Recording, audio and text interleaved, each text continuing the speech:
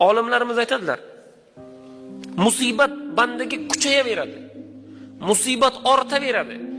Banda aytadiki, bo'ldi deydi, chida olmayman deydi.